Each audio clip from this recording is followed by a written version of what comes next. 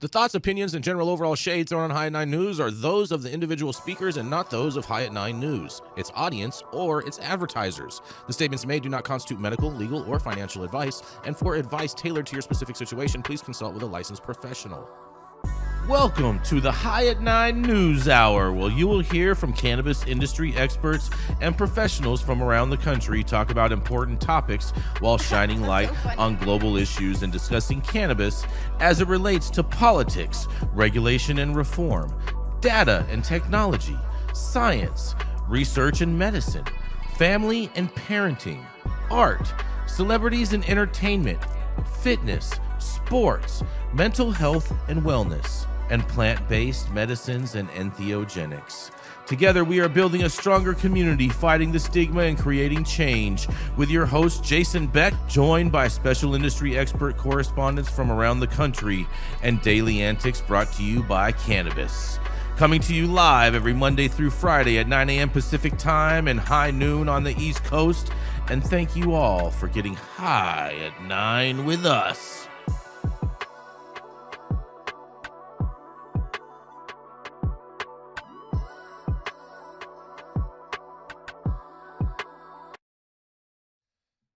Yeah. Good morning, everybody. That's right. It is Monday. Monday, the best day of the week. You know what I'm saying? It's Monday, July 28th, and today is National WaterPark Day today, you guys. Dude, I was at Splish Splash. We'll keep it at that. Yeah, I was at a water park yesterday. You read my mind with that, Cole. Splish Splash.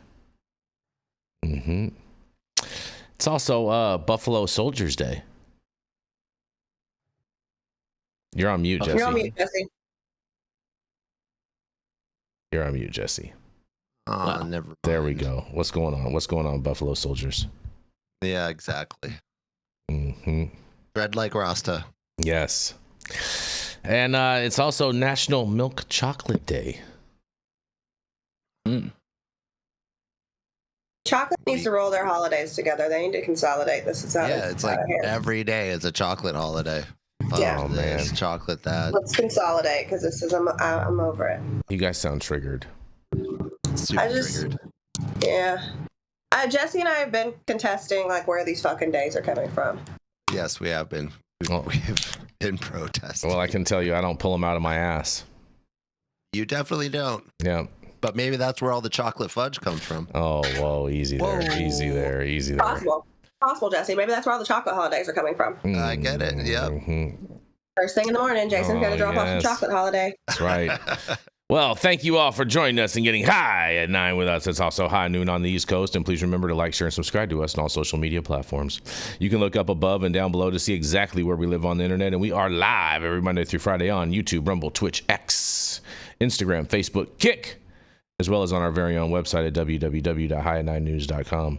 So thank you to everyone joining us from any one of these platforms. And we are starting it off this morning with Miss Jenny Beth Dills, coming live from her spot in Newport Beach, the beautiful Newport Beach. She's the founder of Kind Cannabis and of Justice Served, a 501c3 that helps justice-impaired individuals get their lives back on track. It is none other than Miss Jenny Beth Dills. I love that Jason's idea of giving me a fresh new intro was just like doxing me on the internet, but okay. That's not really doxing you. Newport's pretty big.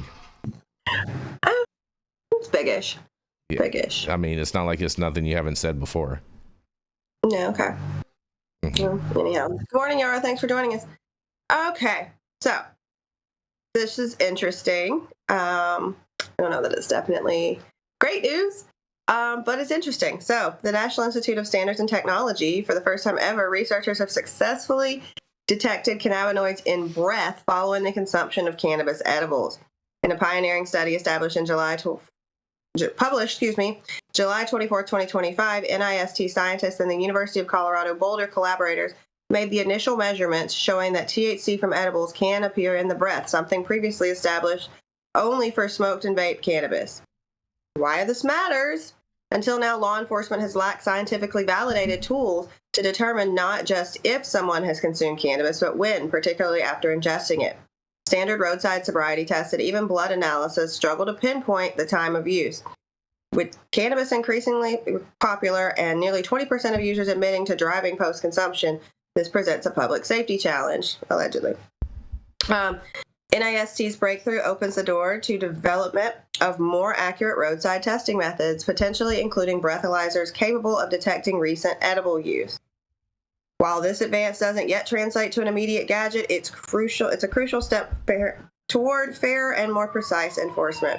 In a short step, a major leap in forensic science and a development with real-world implications for road safety. So, yeah, you guys might want to start considering the fact that there are actually being developed some real ways to detect impairment from cannabis and cannabis use while driving. And if they can figure out how to time it, then they can figure out how to charge it. I'll throw it back to you guys for your opinions, but I think it's kind of crazy they were able to detect it in breath from an edible. Yeah, I'm with you, Jenny Beth. That just sounds just totally crazy to me. You know, I wonder if they could do this for other foods as well, if you know, or if this is strictly just they're just detecting THC. This is so weird. They didn't go into how they said that they're able to detect it. I'm sure it did. It was a very long article. You can read it on our website. But I don't think, why would they want to detect other foods, Jason? This is about detecting impairment, and this is about being able to give the police a roadside tool that they could use to say, hey, you're high. I don't think it's about detecting impairment. I think it's about detecting THC, so that way they can make the argument that you are impaired and therefore levy a fine and take your license away. Very good, Jason. Very good. Yeah.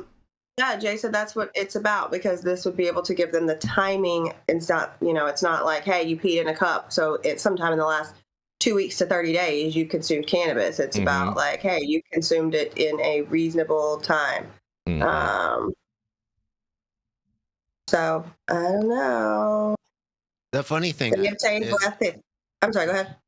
Well, we've covered so many stories on detecting cannabis on the breath and through swabs and mouth swabs and different forms of detecting it. And it's gone all over the map, from being able to detect it all the way to detecting it isn't reliable because they can't know exactly how much they're detecting or what the timing really is. And there's no way to tie that to actual impairment. So these stories keep coming up, like they're trying really hard to create a way to, I mean, this is like a prohibition thing. They're just creating a way to put you in jail again for weed. Yeah, well, they're saying that because they used edibles, that it would be digested through the gut and then inhaled out through the breath. And they did it over a 3-hour period with 29 participants, and 19 of those participants showed significant increases in the THC in 3-hour period after ingesting the edible. And they got a peak and a decline in THC concentration during a 3-hour time frame. Which is as close to real time as we've gotten. And why it matters is because law enforcement doesn't care if you're actually impaired. They care, can you get a DUI? Yeah, they care, can they make a charge? I mean, I don't know if law enforcement, I think that's an unfair assessment. I think law enforcement does care whether you're impaired. What I care about is that you read the whole article before you present it. And I surmised it. Otherwise, you're impaired. No, I did. I surmised impaired. Good morning, Yarrow. Your ability to present is impaired. Good morning, Yarrow. I did, and then I summarized it. So with the fact that they did it during 3 hours, I think I'm sorry. What did you say? I couldn't hear you because I was still talking. Okay. Yes. Look what God did. You froze. Oh, the heavens said, shut up, Yarrow, and froze your fucking system. That was beautiful. Shout out to whatever Wi-Fi service you're using. Yeah, no, I think it's interesting because, like, if they're going to use this and not use reasonable standards of can you pass roadside sobriety tests, can you walk, were you driving fucked up, then yeah, I think this is definitely about enforcement, Yarrow. Why wouldn't it be?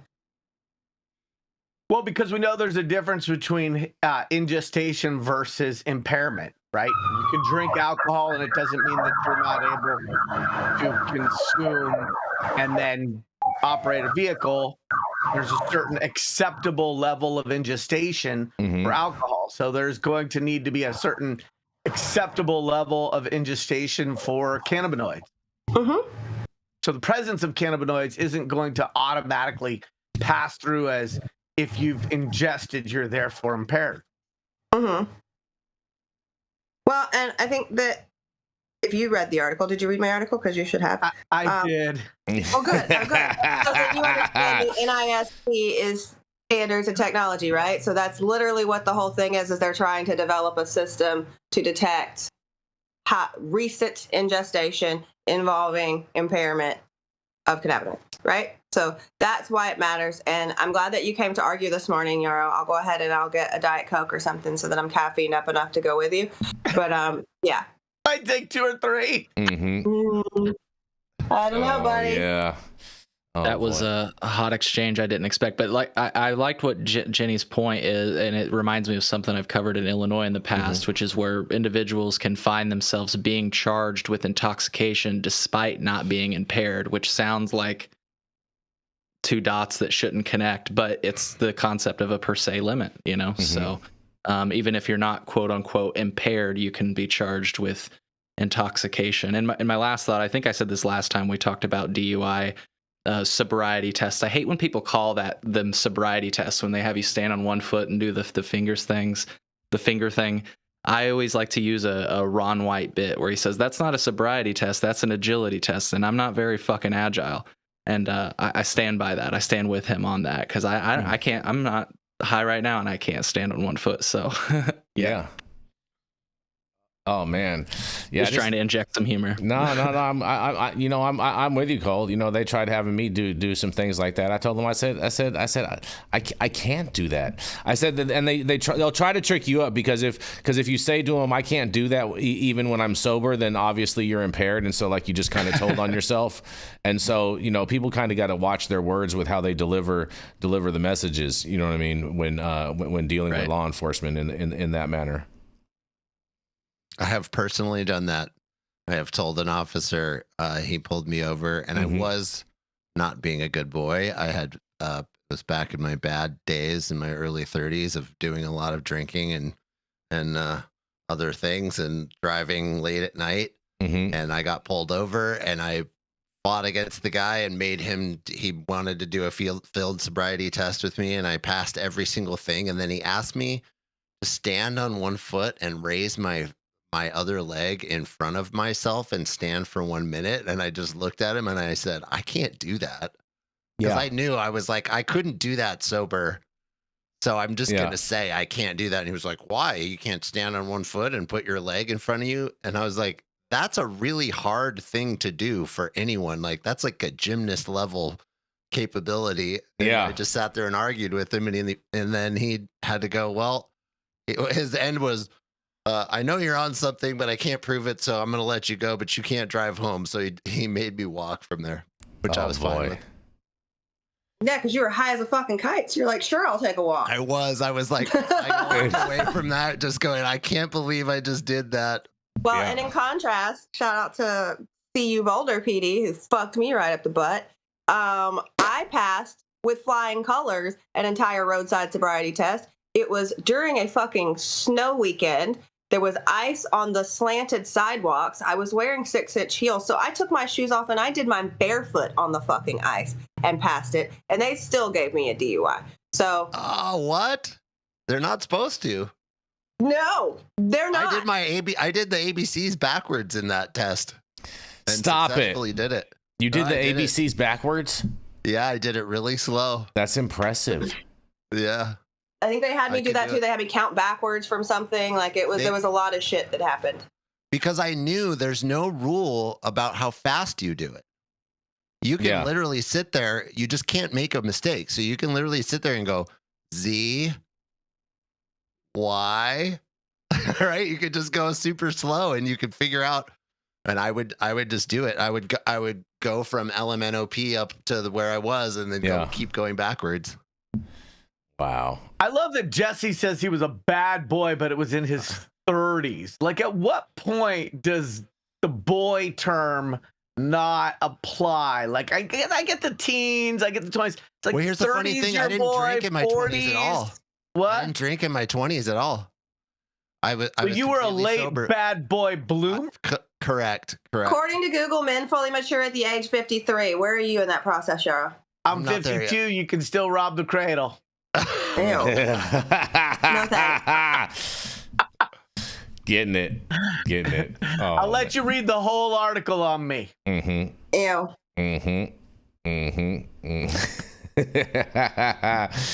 Oh, that's good. That's good. Well, I guess this was fun. Little, you know what I'm saying? I just. Their next steps now is to develop a device to utilize this technology. Is that the next step, Jenny Beth, in this whole process? I would believe that that's part of this process. Yes, they're standardizing a measurement so that. Interesting. I just don't see how this is. But to be clear, the Institute of Standard, they're not coming up with the standard for what impairment is. They're just coming up with a standard for what it takes to measure cannabinoids through a breath-based measurement process. So it's nibbling around the edges, but it still hasn't. They're not creating a standard for impairment. Mm-hmm. That still hasn't been done. Well, Yarrow, to that point, I mean, them creating the standard, they already have a standard of impairment in a lot of states, which is like 5 nanograms. And so they already have that level already in place in a lot of municipalities. And so now they just have to be able to measure if they can measure more than 5 nanograms in your system from eating a gummy, I think they're going to have a solid case. But again, though, to Yarrow's point, that is a per se limit, which equates to intoxication, not impairment. Really, we have no way. Impairment is such a loose, vague term. There really is no way to prove impairment. You can say somebody seems impaired, but yeah. To your point, Jason, yeah, that 5 nanograms, we have that in Illinois, and you can be charged with, like I say, intoxication without necessarily even being impaired. Exactly. Yeah. Cole, and on that note, I mean, the doctors on Friday, we've gone over this many times on Friday, and Dr. Talleyrand especially has basically jumped up and down and said there's no way to prove intoxication or impairment. And in fact, he really likes to go to the point of saying that intoxication is the wrong word. Yeah. And it's especially the wrong word because everyone has a different effect from cannabis use. So we could line 100 people up, and we all know this, so it's preaching to the choir, but we could line up 100 people and feed them all a 20 milligram gummy, and all 100 of them are going to have a different result. So, right. So there's no way to standardize this, and this is really the problem, and why these testing things, and why jailing people or threatening to jail people because they have some cannabis on their breath is crazy. And I just want to extend it briefly and pass it to Yarrow. To your point, like when I drink coffee, I saw you had a coffee mug. When I drink coffee, like I don't drink coffee enough. So when I do, I would say I'm intoxicated. Like I am buzzing, shooting all over the place. But for other people, they don't really get that. Yeah. So to your point, the French like press is my dab ring. yeah. See? To your point, it's just such a vague, term. When people use the term intoxicating cannabinoids, it's like, what is that? Anyways, well, so I mean, typically, at least with alcohol, impairment is defined not as much, I believe, for law enforcement as judgment as it is for your fine and gross motor skills. Jess, you talked about like 100 people eating a 20 milligram or an edible. I forget what milligrams you use. I think the only problem with those studies is that like in every single one of those studies, like 15% of the people end up liking to go to Fish concerts. Oh boy. Oh, word to that. Yeah, word to that. On that, we're going to roll into our first commercial, and we're going to be right back.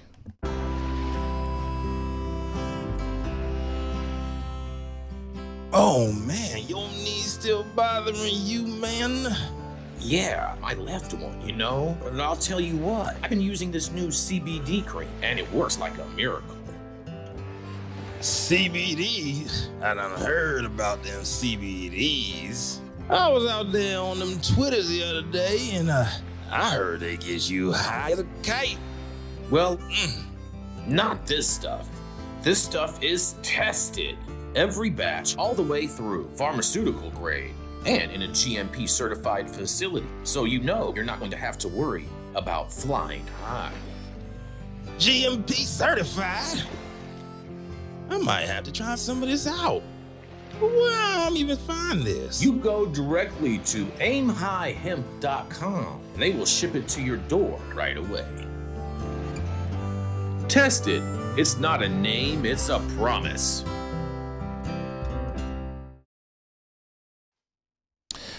Yes, and we're back. You're on mute, Jenny.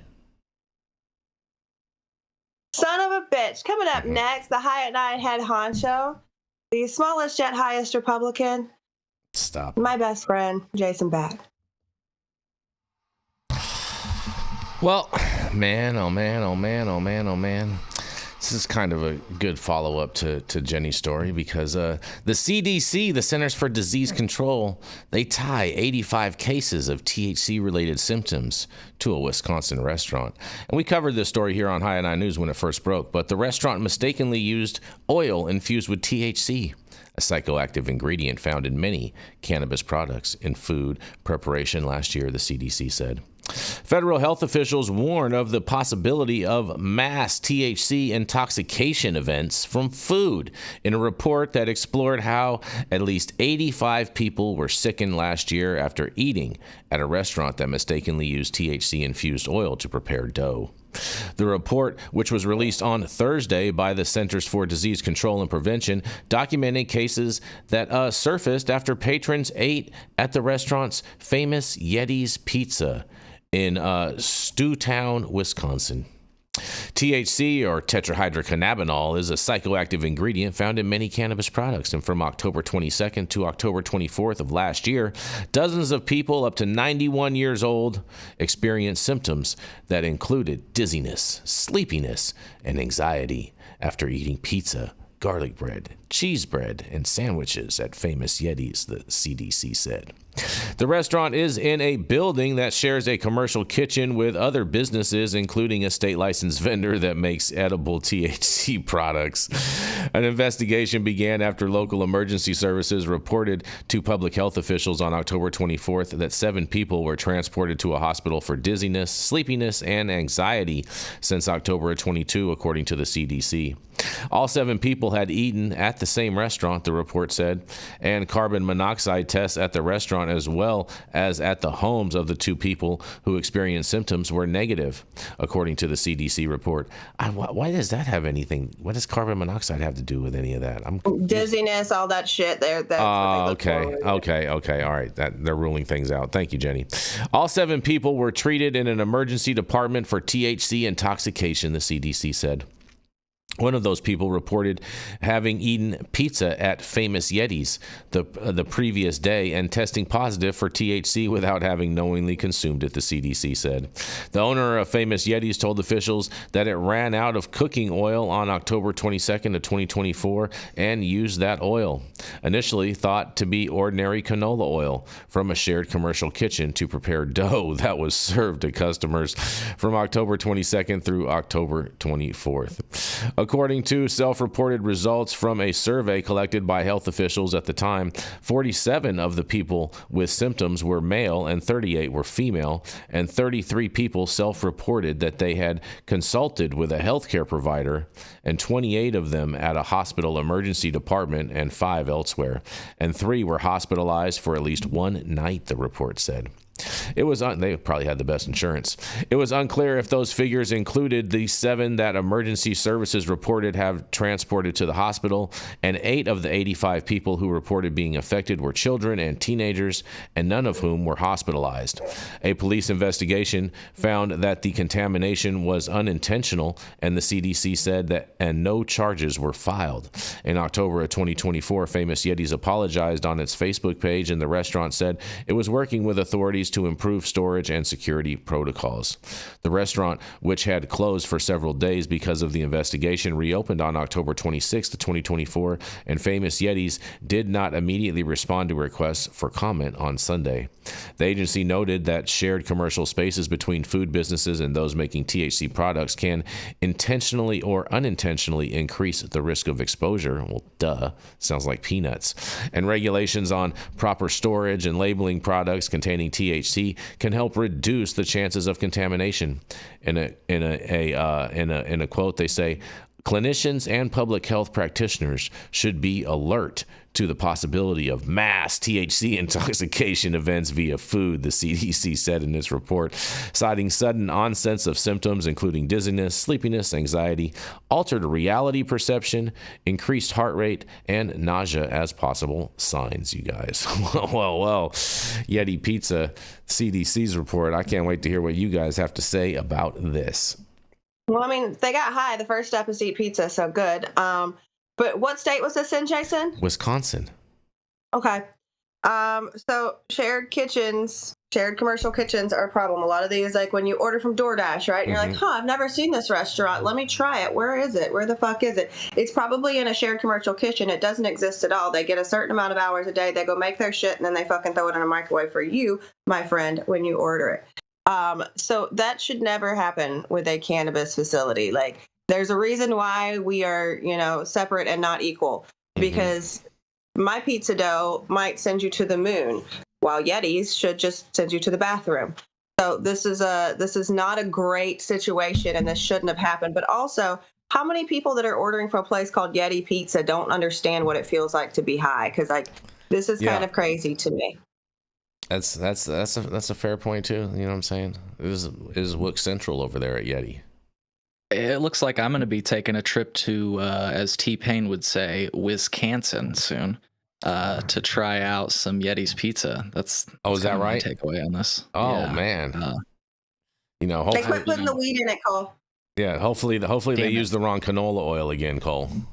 Yeah, I'm hoping I might just encourage them. Hey, maybe grab the other bottle. Yeah, I don't know. Jesse, I think you're on mute, but I imagine that was probably an expensive mistake for them. All of a sudden, they use this disti oil instead of. I don't know though. You look at return on investment, and maybe not. I'm just joking. Oh, I see what you did there, Cole. I see what you did there. I'm surprised that in a regulated state this is happening. I mean, isn't this the bare minimum of requirements that a regulated state should require, that you're not making cannabis edibles in the same kitchen as another kitchen that just serves normal food? Does Wisconsin have a? Go ahead, Jenny Beth. Yes, Jesse. Typically, that is the bare minimum level of requirement is for cannabis. You have to have a commercial kitchen license, but that commercial kitchen is supposed to be on a cannabis licensed premise, not a shared commercial kitchen that you can go find on Craigslist and be like, I want to make pizza today too. Yeah, we'll see. So see. Wisconsin license violation. Wisconsin doesn't have legal cannabis, so when they say licensed, I'm guessing they're licensed as a hemp producer, which in that case, and that's just a guess. I have not dug into this story. I've only read it. But yeah, Wisconsin does not have a adult use program. I don't even believe they have. Do they have a medical program? I don't. No, they have so. a very limited medical program. Okay. I'm looking at what their requirements, and they have a low THC law for hemp-derived cannabinoids. So they're still looking at 0.3%. So whoever was doing this is just some guy who's like, I'm going to use it. Like, it's literally a trapper who fucking uses the same commercial kitchen as Yeti Pizza. Yeti Pizza is bad at ordering and inventory control because they ran out of the oil they needed to make their pizza. And then they decided, we'll just take someone else's. Yeah, exactly. That's what my thought, Jenny. I'm reading the report, and in the abstract, it says one of the vendors who used the kitchen made edible products using hemp-derived Delta-9 THC. So there's, Well, and then that's also where we come into these problems of synthesizing cannabinoids from hemp for consumption to create psychoactive side effects, right? It's like, well, this doesn't say it was synthetic. If you're eating, This does not say it was synthetic. It may have been though, but it does not say that. Well, typically when it's synthesized from hemp instead of using actual, THC from what we would consider cannabis, right? Because they would reasonably, to me, for these people to be that impaired that they had to call 911 and go to a hospital. I don't think that's 0.3%, right? So I don't know. I would think that when you're doing chemical processes to create substances from a substance that doesn't get you high to get you high, there have been tons of people who are like, yeah, I don't want that shit that's hemp derived because it made me feel fucking whacked out. And these are people who normally consume regular cannabis, right? So you're looking at whatever.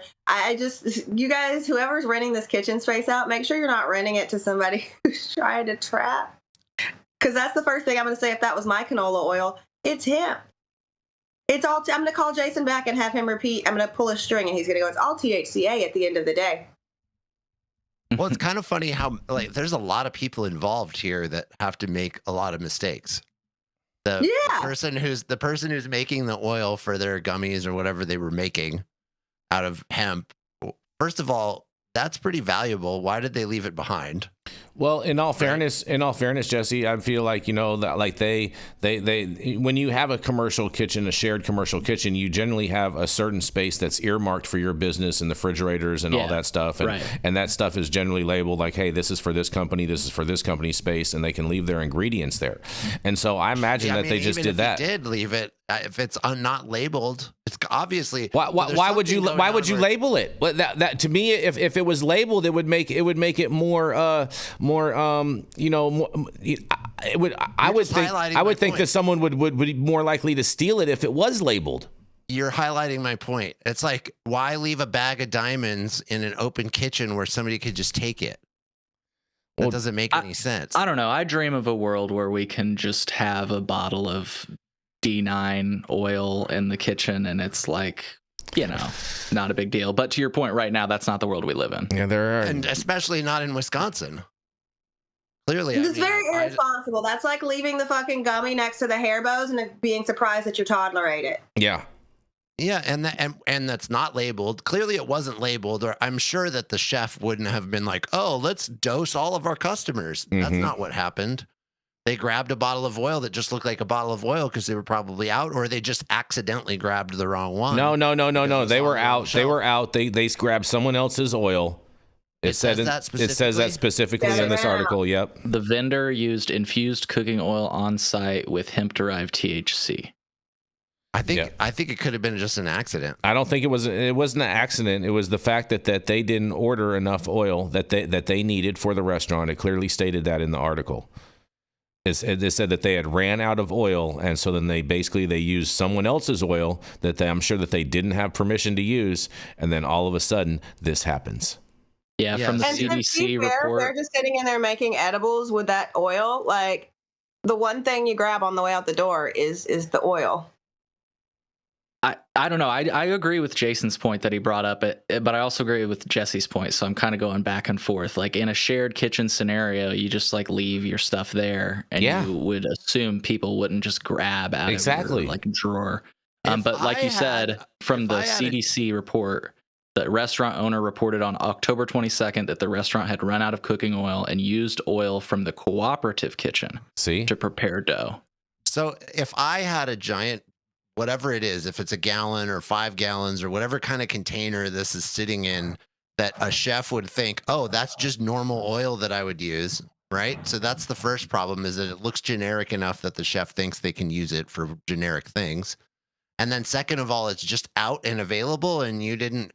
It wasn't out and available, bro. They went rummaging through someone else's portion of the refrigerator and took it out of the fridge. It's not locked. It's not put in a place. But no, they could place. No, but they could have. Let's just. You're not letting me finish. Well, you're not letting me finish. Oh, sorry, Jesse. Go ahead. My point is if I was in a cooperative kitchen and I had a giant thing of oil that could be touched by anybody who happens to open the walk-in cooler and go in there and rummage through whatever they want, not putting that under some kind of secure, like it should be in some kind of secure basis, especially as valuable as it is. I don't. And you got to assume that people could make a mistake. So I believe in. My point is there's a lot of steps of making mistakes here, and ultimately, what's really bad about this is that this just makes the hemp market look bad, and then the hemp. This is going to cause like a backlash against hemp. I don't know. Well, and here's the thing. Even if you are in a licensed production facility, which they don't have there, right?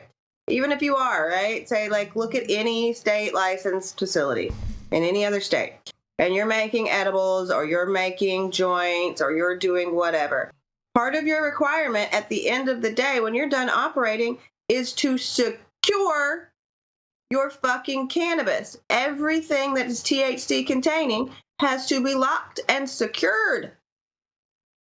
Well, here's the thing. Hello? I'm gonna assume that it was locked and secured, and I'm gonna assume that that half of this refrigerator space where the oil was stored. Okay, Jason, you don't even have to go that far. Well, let me just paint the picture. With? Let me just paint the picture for Jesse. Let me just paint the picture for Jesse Cole. Just give him the benefit of the doubt over here. All right. So they got a refrigerator door, okay, and it has a lock on it, right? And the top half is Yeti's Pizza, and the bottom half is this hemp manufacturer makers. And so basically, it is locked. Right? But they both have a key to that door, and the top half is Yeti's ingredients and the bottom half is the other guy's ingredients. And so they just opened it up. They're like, oh, there's some oil in here. We're just going to use it because we ran out and we still want to maximize our hours. Yeah, that still skips over what I was saying. If it was locked, aware that I'm in a co-op, and I would secure. Just first of all, this has gone way down the rabbit hole of Jason Beck speculation. Yarrow, do you want to throw anything in here to conclude this ridiculous article? You want to throw the cherry on top, Yarrow? You want to unmute first? You're muted. Little pepperoni on top. No, could we please move the fuck on? We covered this article when it first hit the headlines. I like it when everybody reads the article instead of guessing. And this is not the biggest piece of news we have. That's true. Fair enough. Bigger picture. Fair enough on that, Yarrow. We're going to keep this train rolling, and we're going to roll right in to Mr. Cole Preston. He's the founder of the Cole Memo, and from the great state of Illinois. That's right, it is none other than Mr. Cole Preston. Hello, everybody. Hello, and happy Monday. I hope you're all doing well, and thank you to the folks at High at 9 for inviting me today. I've got a short story, an original story from thecolememo.com that I'll be covering, but really quick, I just want to give a brief bit of background because some of you that are from other states may not understand why this story is as big of a deal as it is. So in Illinois, the cannabis law requires that all cannabis cultivation takes place in what's called an enclosed, locked facility, which in practice has generally meant indoor grows. And that's been the standard across the industry. But a few years ago, I started hearing rumors that some licensed cultivators were growing outdoors. At first, I was not able to confirm any of this. Still, through some research and conversation with some folks in the industry, I did narrow this whole thing down to 2 facilities that appeared to be using outdoor screen houses. I think in California, they call them light deprivation houses or something to that effect.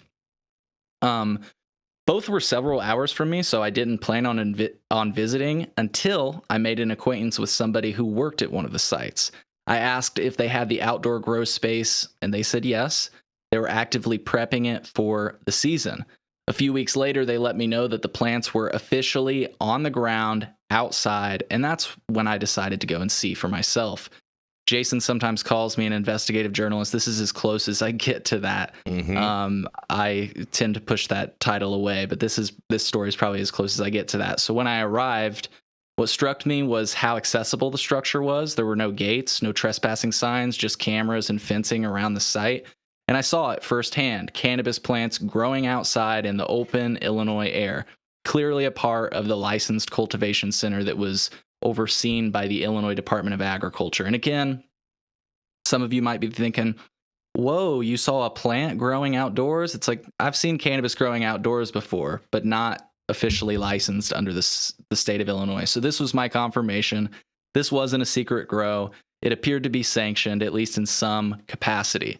So from there, I kept digging. I pulled satellite images of both properties. I found publicly available photos. I took my own photos and videos with cannabis plants clearly in view, and I started pressing the state for answers. I asked, how was this allowed? And each time, my questions were politely but firmly denied on the record.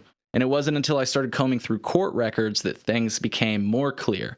In at least 2 separate legal filings, cultivators argued that they had been granted permission to grow outdoors using so-called screen rooms. In one case, the grow was limited to, quote, low THC strains. In another, the cultivator was explicitly allowed to grow what was referred to as CBD cannabis. In both cases, the state's approval was tied to the condition that the plants would be used for extraction only. In one case, the person running the grow house claimed that the outdoor space made up roughly 40% of their annual cannabis yield. I think that's notable. And here's where it gets especially interesting. I've personally seen documentation showing that these growers were required to register for hemp processor licenses. This paperwork, as far as I can tell, was used to authorize what would otherwise be unallowable: the outdoor cultivation of cannabis plants in Illinois. And it appears that something which was quietly permitted under previous leadership at the Department of Agriculture was no longer. Let's just say the new leadership at the Department of Agriculture appears to have taken a different view. They moved to rescind the permission for these outdoor grow areas, a shift that has already triggered at least 2 legal challenges. And in my short reporting today, I'll be covering what appears to be a third case now filed against the state of Illinois. So, just briefly, and I open up with this in my article, the reason I found this notable is because, as has been reported for years, I think even on right here at High at 9 and most recently by Crane's Chicago Business, craft cultivators have struggled to open their doors and get product to market. And it's been at least 5 years since we've licensed the new craft cultivators. And many see outdoor cultivation as a way for the state to offer flexibility, not only for those licensed operators, but also for those that can legally cultivate at home. Illinois, after all, is an agricultural state where we've grown plants naturally for years, including cannabis, and the state has some of the most stringent testing requirements in the country. So it really remains unclear to me what the concern is with allowing this activity to take place. So a recent report from Law 360 confirms some of the details that I shared early on and brings to light new information regarding the ongoing legal disputes over outdoor cultivation in Illinois. According to reporter Jonathan Capriel, Compass Ventures Incorporated, a subsidiary of Curaleaf, has filed a lawsuit against the Illinois Department of Agriculture over the agency's refusal to approve a proposed 42,000 square foot hoop house at its Montgomery County Cultivation Center. So according to that report, Compass alleges that its structure, which includes 24-hour surveillance, fencing, security measures, meets all the legal requirements, but IDOA, the Illinois Department of Agriculture, rejected the permit on the ground that the hoop houses do not qualify as an enclosed, locked facility. And of course, Compass disputes this interpretation, and that's why they're in court. The Law 360 report notes that the complaint cites 2 prior circuit court rulings, which are the ones that I was loosely referencing at the beginning in the background that I gave to this article. And according to the article, and this is information that was new to me, both courts found the department's position to be invalid because they had not gone through the Administrative Procedure Act. I know, boring stuff here. But basically, they didn't provide a notice, proper notice, comment, period, or a publication process. And so this all follows my coverage of Green Thumb Industries and another company, Nature's Grace and Wellness, who had received variants allowing outdoor cultivation under a prior administration, like I mentioned earlier. I've tried multiple ways of obtaining this information, including FOIA requests, direct questions to public officials, and all of my requests for comment or clarification were denied. However, I was told by high-ranking officials within the Illinois Department of Agriculture that the department's reluctance to speak publicly stemmed from the fact that A, they were trying to make it so that outdoor cultivation was no longer permitted, and B, they were in lawsuits, and so they didn't want to comment on pending litigation. So, to wrap up this article, this could really be a flashpoint in the broader conversation about the stringent requirements of cannabis cultivation in Illinois. I paste the case number in the article, which you can check out, I'm sure, in the show notes. And after I published this article, a representative from Mateo Communications, who communicated on behalf of Curaleaf Chairman and CEO Boris Jordan, said this. They provided this statement from Curaleaf Chairman and CEO Boris Jordan. Curaleaf has filed a lawsuit with the Illinois Department of Agriculture to affirm our position that operating cultivation facilities within enclosed hoop houses complies with the state's definition of an enclosed locked facility. They say, despite receiving no formal response or even a courtesy rejection, we continue to advocate for the right to cultivate cannabis in secure hoop houses equipped with the 24/7 surveillance as outlined within state regulations. This roadblock represents yet another unfortunate example of state regulators obstructing the growth of the regulated cannabis industry. We believe that when regulators prevent licensed operators from expanding access to legal cannabis for patients and consumers, they are effectively pushing demand towards the illicit, unregulated market. And that's the end of the quote. And what I want to do when I pitch it back to the panel is just note the fact that this relates to something I've covered in the past on this show, which is that Illinois allows hemp-derived cannabinoids to be used in cannabis products within dispensaries. And this is just another example of that, where these people are allowed to grow hemp outdoors, use it for extraction purposes only. And really, I don't think that's the craziest part of this story. I think the craziest part of this story is that today only 2 people are allowed to do this, possibly 3 if Curaleaf wins this lawsuit. But my question is, why doesn't the state of Illinois throw some people a freaking bone and let everybody do this? Curious what the panel thinks. Thank you for the space to share this story. Yes. Man, this what did they call it? A screen entrapment, or what was it? Greenhouse, I think the industry term from from California is they call it like light deprivation. Yeah. Light I'm talking about what they're calling it in Illinois. They called it a screen house. Yeah, screen house. Yeah. This just sounds like, you got a small wood frame little thing. You know what I'm saying? And all your walls are basically screens. And so I call it a trip to Home Depot. Exactly. Versus these other cultivation centers where it's like you need a fucking engineer to climate control the whole thing. You sounds just like Mickey Mouse style. So it's a hoop house, Jason. So they're pulling tarps. So basically, here's why they're saying it's not secure. What was the infrastructure around the facility? Was it gated, secured? Do you have razor wire, all that shit? Yeah, just some fencing with, I think, maybe barbed wire at the top, cameras, but not much. I mean, I got right up to it, and honestly, could you have reasonably with a blanket or a towel hopped that fence? I think I could have. Yes, I think I could have hopped. And could you have reasonably with a trip to Home Depot and a box cutter opened the side of the hoop house?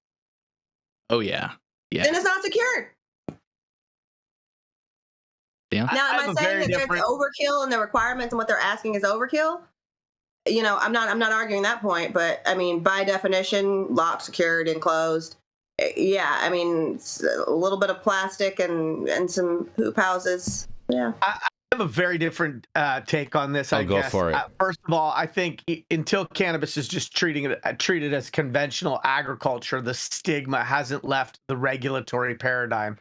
Secondly, ain't nobody jumping over a fence to cut down some wet weed and put some colas over their shoulder and run away in the middle of the night. You'd be surprised in Illinois.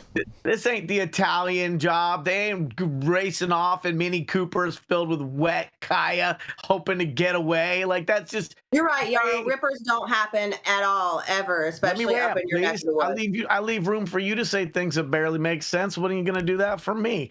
This ain't people trying to, take some catalytic converters off the bottom of some vehicles in a parking lot. It's a grow facility. Mm-hmm. And so I think that whether the regulations are being properly interpreted or are properly applied or even make any sense, if we pull back from this, all the overregulation creates extra cost. All the extra cost gets borne on the back of the customer. When I think of a locked facility, if you've got a fence, if you've got security cameras, if you've got lights, I mean, what are we going to require? That they have rabid Doberman pinchers running around the interior of the perimeter? There's no such thing as a theft-proof facility for anything, even if you did watch Mission Impossible 7. And so it's about deterrence and about making sure that it's not something that that people would want to try to consider stealing from. And I just think the whole thing is crazy. And so I actually agree with the statement by Rosie's, PR firm on behalf of a very big MSO. It's just insane. And now I think it's a separate conversation about whether hemp-derived cannabinoids should be entering the cannabis supply chain for either medical or recreational cannabis. I think we can do a whole show on that. But the idea that every individual hoop house has to comply with this locked standard, like just put a little fob key lock on the front of your greenhouse and call it a day. Right. Well, and really quick, Yarrow, to your point on the only reason I even brought hemp into the picture on this is because the state did. The state said, if you want to do this outdoor grow space, it has to be, they said in one case for one of the operators, low THC cannabis. For the other operator, they said CBD cannabis, but in both cases, they were required to get a hemp license. And it could only be used for extraction. Hemp is just cannabis without a fence. They are like, until we start thinking about this industry through the lens of cannabinoids instead of what the name of the plant is, we're going to continue to have this massive disconnect, this overregulation, this underregulation, this overtaxation, this maybe not much taxation. It's crazy making. And I feel sorry for the big MSOs and the small mom and pops trying to navigate through all that, because it doesn't make any sense. And we need relief with an updated farm bill, and we need cannabis to be treated as agriculture. Yeah. So the bigger story here is the inconsistencies within the government and the regulatory bodies of the state of Illinois. Now, just two little quick pushbacks on Yarrow, and it's fine. It's fine. So Cole can't stand on one leg, and he was very, very confident that he could have broken into this facility with ease. Jason Beck, can you please provide to me? You're familiar with the term, Jesse. I'm sure you're familiar with the term. Yarrow, I know you are, even though you're going to be ignorant to it right now. What is a ripper, Jason? A ripper, those are people that steal plants. Yep. And where is that term most widely used? Northern California. Yeah, that Yarrow likes to talk about Northern California so much. So Yarrow, you're fully fucking aware that people jump fences and steal plants all the time. We have a term for it. That's true. So, it's okay. I just want to make that small point. No, small points. You can still disagree with me. Small rebuttals, right? You don't get to make a point. No, go right ahead. Go right ahead. I'm just saying. Yeah. You know the term. When cannabis was $4,000 a pound, this was the term that was developed for people who would steal from people's gardens. Now that you can barely sell cannabis at any price, that is a term from a bygone era that no longer exists. People are not scaling barbed wire fences to get enough wet weed that they can put in a backpack. It doesn't pencil. That's not true. I wish I had a hat close enough to me so I could put it on, because that is cap. Jesse, you're on mute. Go ahead. Like I said, those thieves are in a parking lot taking catalytic converters, not stealing people's banana OG. That is not true. That is not true. I gotta say, Jenny Beth's 100% right. People definitely steal plants and steal weed all the time. Yep. And especially people in their young 20s and late teens who are bored and broke, and who $300 or $500 a pound or whatever it might be, it's more than they got. A lot to them. And I'm just gonna say, my son, who's producing this show, Elias, says Yarrow is wrong. I know so many stupid kids my age that literally do this exact thing. They're not stealing a lot, but they are stealing, even if it's hemp. Yep, exactly. Next time I'll frame my statements as, with the exception of stupid minors. But that's half of the population, dude. And that's only protecting the kids. Isn't that the point of making these facilities secured? 100%. I will say, though, if there are some kids that are going to get into that facility that I saw, both of them, they're under 24-hour, 24/7 surveillance from the police. Like, I could see if there was like a field, and if it was just a field and there was hemp, that's like the people that try to steal corn around here. It's like, buddy, that's not sweet corn. That's corn for agricultural feed. Yeah, like I say, Jenny Beth nailed it. The biggest takeaway on this story is the regulatory inconsistencies. I think the byline of this story is the fact that hemp is allowed to be used within the dispensaries under this variance that was issued alongside this permit modification. which I just think is interesting, especially when you consider some of the discussion the governor recently had about hemp in the last year, talking about the dangers of hemp, all while it is sold in licensed dispensaries. And like I said, one cultivator in these cases noted that 40% of their crop is hemp. I say it in air quotes because, of course, I don't remember who said it. I think it was Yarrow. It really doesn't matter. I mean, they were growing the same plants that they were growing indoors, outdoors. They were just specifically earmarking it for extraction purposes. Yeah, this is that sounds like a mess. Yeah, this sounds like a crazy, crazy story. And on that, we're going to roll into our next commercial, and we are going to be right back. I'm Cole Preston, and today I'm at Blue Island Beer Company for the premiere of my mini documentary on legalization policy in Illinois.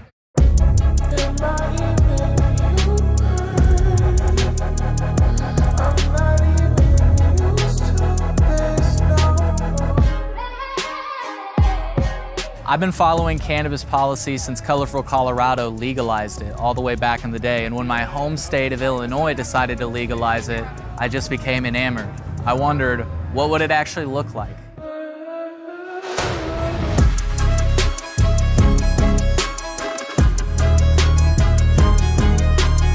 If you'd like to see how Illinois fell short in achieving meaningful reform in their cannabis policy, you can watch my mini-doc now at colememo.com/mini-doc.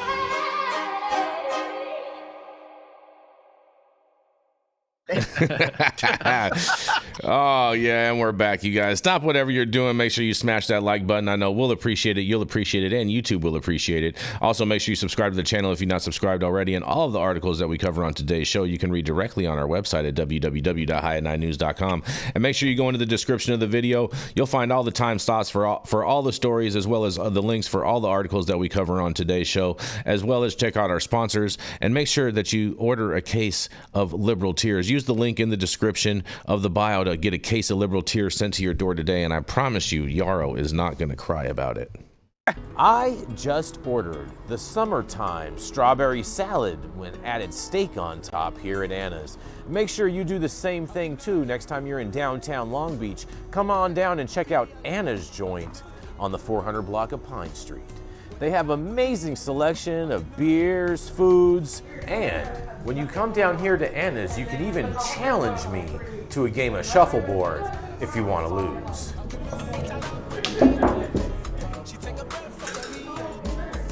Did you get that? So, next time you're in downtown Long Beach on Pine Avenue, make sure you stop by Anna's Joint on the 400 block.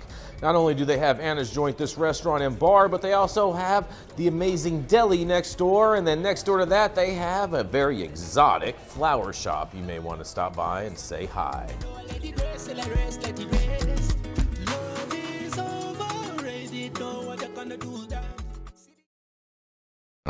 Yes, and we're back. Jenny, you ready to take Yarrow off the shelf? Do I gotta? Yeah. Yeah. Coming from the land of the Rippers. Some of the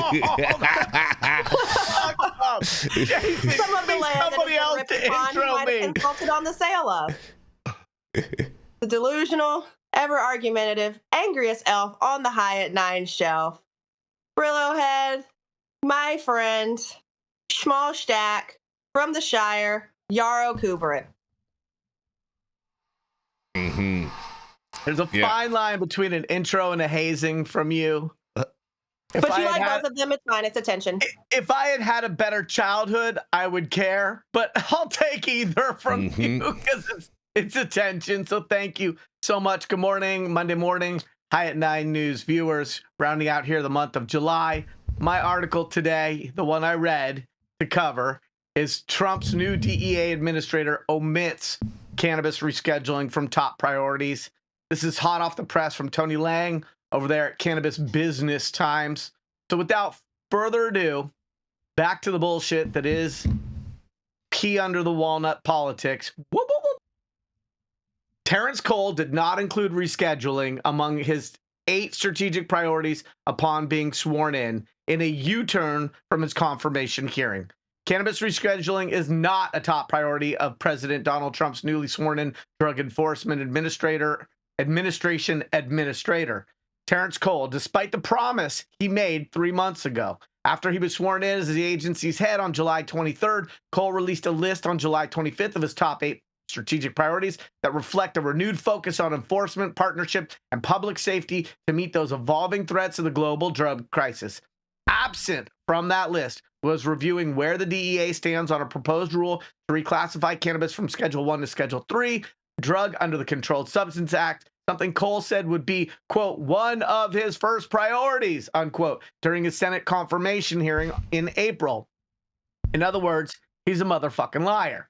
Cole told U.S. Senate Judiciary Committee members that it's time to move forward with the rescheduling hearing process that's been delayed in an interlocutory appeal since January. However, it appears Cole has changed his order of operations. That's a kind way of saying he doesn't mean what he says. Instead of listing the cannabis rescheduling process as a top priority, Cole placed an urgency on fighting foreign terrorist organizations, from targeting drug traffickers to dismantling Mexican cartels and disrupting the supply chain for the illicit fentanyl manufacturers. These strategic priorities reflect Cole's 22-year career as a DEA special agent before he retired from federal service in 2020, and in 2023 began serving as Virginia's Secretary of Public Safety and Homeland Security under Governor Glenn Youngkin. As I once again walk through the doors of the DEA, I'm reminded of the passion and commitment I carried on as a special agent, the same passion that drives the men and women in this agency, Cole said in a July 25th press release. The gravity of the DEA's mission was clear as I stood witness to President Donald Trump's signing of the Halt Fentanyl Act, surrounded by angel families holding on to the memories of those they lost. They are the reasons we remain focused, determined, and unwavering. I actually completely agree with that. Just doesn't mean you break your promise you made in April. The Halt Fentanyl Act permanently classifies fentanyl-related substances as Schedule 1 drugs under the CSA, and while cannabis is currently listed among heroin, LSD, and ecstasy as the most controlled drugs with a Schedule 1 status, fentanyl is listed as a Schedule 2 drug. Despite its deadly nature, fentanyl has a currently accepted medical use in the United States. The cartels and foreign terrorist organizations fueling the crisis are global in reach, and so is the DEA, Cole said. With the support of the Trump administration, the Department of Justice, and our international, federal, state, local, and tribal partners, will dismantle these violent cartels and make America safe again.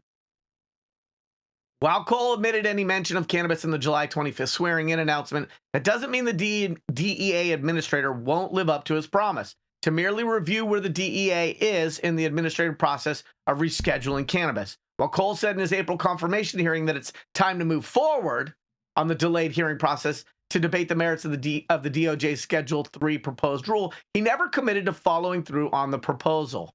Also, he said he was unfamiliar with where the administrative law judge hearing stood, other than that it was delayed. I confirmed I will give the matter careful consideration after consulting with appropriate personnel within the Drug Enforcement Administration, familiarizing myself with the current status of the regulatory process, and reviewing all relevant information, Cole said in May in response to written questions for the record.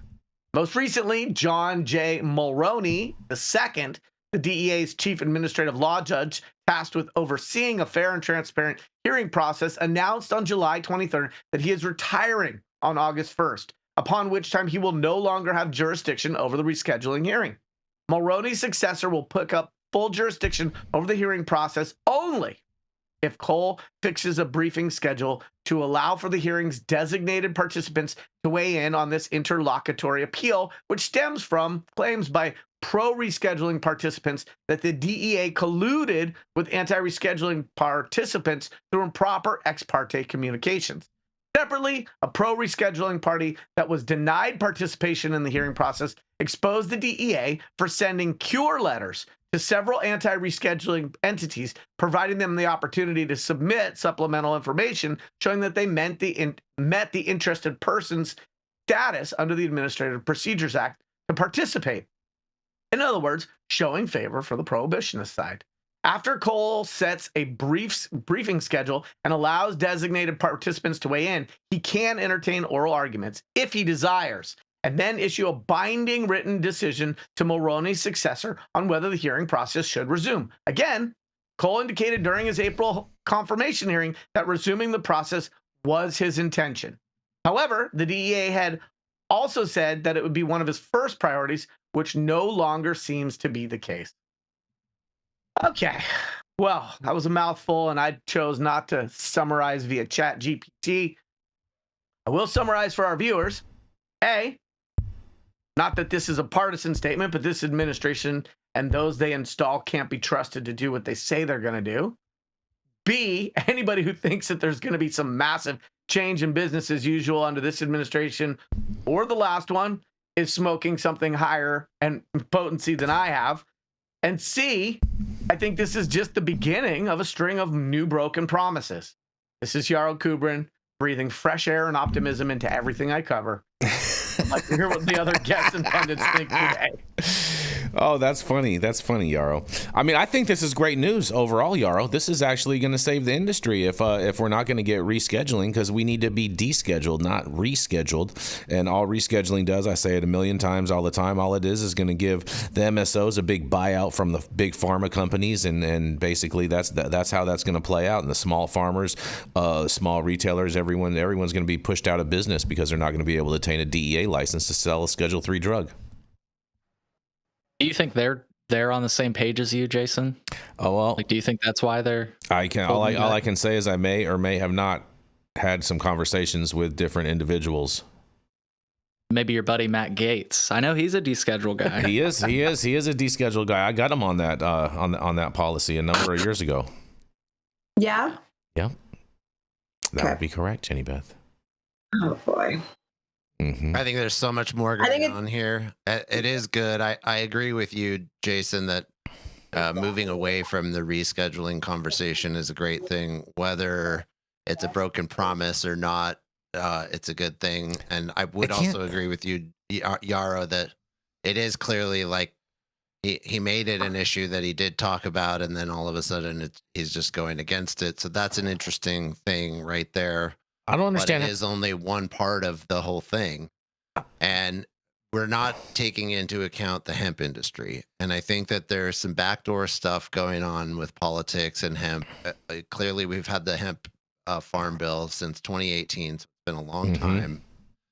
And there's things going on with hemp that are making people a lot of money. We know that some politicians have their fingers in hemp. So there seems to be some sort of stall game going on with the whole thing, where people get to make money with hemp, weed gets to stay where it is, and the whole thing just keeps going the way that it is. In the meantime, we don't have safe banking. Well, Jesse, I don't understand what you're talking about as far as a promise, because I never heard President Trump say anything that he was going to make a promise in relation to rescheduling. No, May we're I, talking Jesse? about the DEA. Oh, okay. Not Trump. Okay. Yeah, he's not referring to Trump. Calm down, Jason. Put your gloves away. I was just asking for clarification purposes. One of us. It's okay. We don't have to infight right now.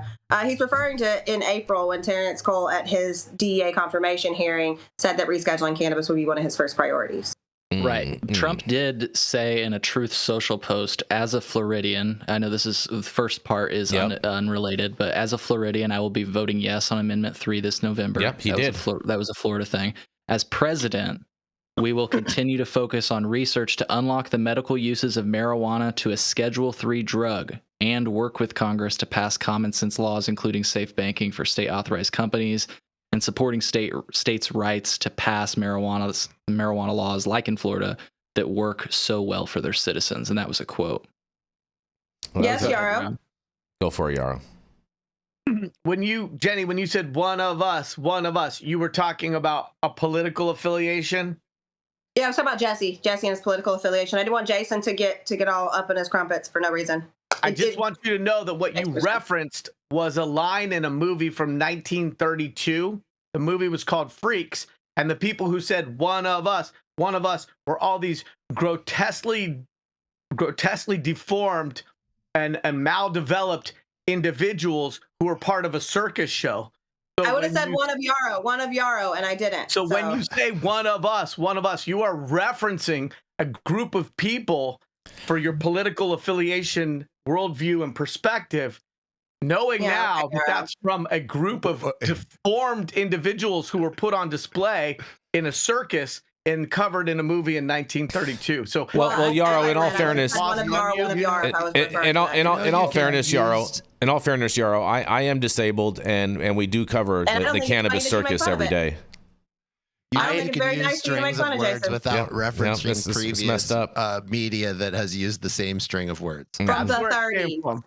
I want to pitch it back to Jesse. I've also got some. What about the super chat? What are we not gonna? Oh, you know what? I apologize. The C word. Yes, we should read the super chat real quick, Cole. I'm sorry. The C word. Shout out to the super chat. C word says, does the scheduling exist only to determine jail time and fines? Yes. I mean. Exactly also, right. who's able to be a participant in said industry? Yeah, exactly. That part. I'd say more of that part. What were you going to say, Cole? Oh, I was just gonna, before I brought up the point that I prepared for Mr. Terrence Cole and this article, I was just gonna, one of the things you had said is similar to what Jason had said, that like something to the effect of rescheduling is being held up due to possibly like hemp, and like I hope that that's true in a weird way. And I know that might take some people by surprise, but my question, I guess, is like, what is the difference between descheduled cannabis and hemp?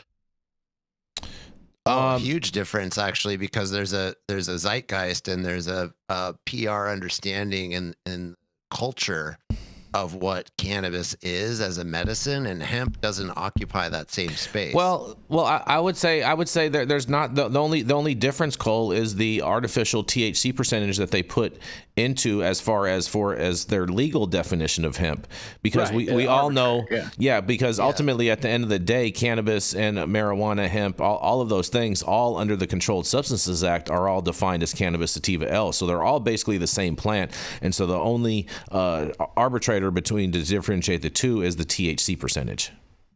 Yeah, right. Totally but that's with you just on that. technical. So in the cultural zeitgeist, though, hemp is only one thing. It's a thing of it's getting your Delta 9 gummies at the convenience store so you can get high. That's all it is. Nobody's talking about hemp as medicine. But if cannabis was descheduled, that would be the same thing for cannabis. It would really open up the market like that, and then states ultimately would have to pass new laws if they wanted to have a regulated marketplace similar to what they already previously have.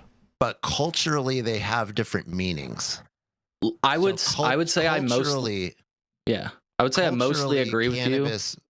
Just give me 1 second. Culturally, cannabis has a meaning to people as medicine. And what that means is that it's threatening the pharmaceutical industry very directly. Hemp is that part's true. I don't know. I think hemp is affecting the pharmaceutical industry. I think it is. No. Yeah. Yeah. If anything, the hemp industry is competing against alcohol closer than cannabis is directly. But if you're going to deschedule cannabis, what you're talking about is a cultural meaning and a definition that people have of cannabis as a medicine becoming ubiquitous and directly fighting against big pharma.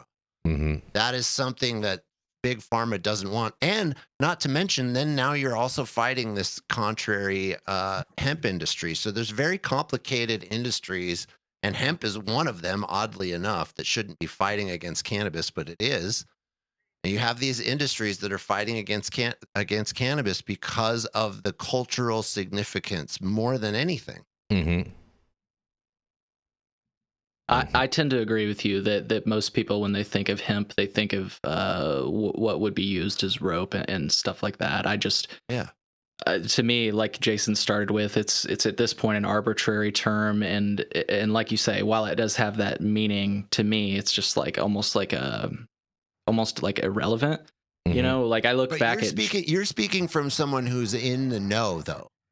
So you've got to kind of pull yourself out of the industry, and you've got to think about the normal consumer who doesn't know anything about the two.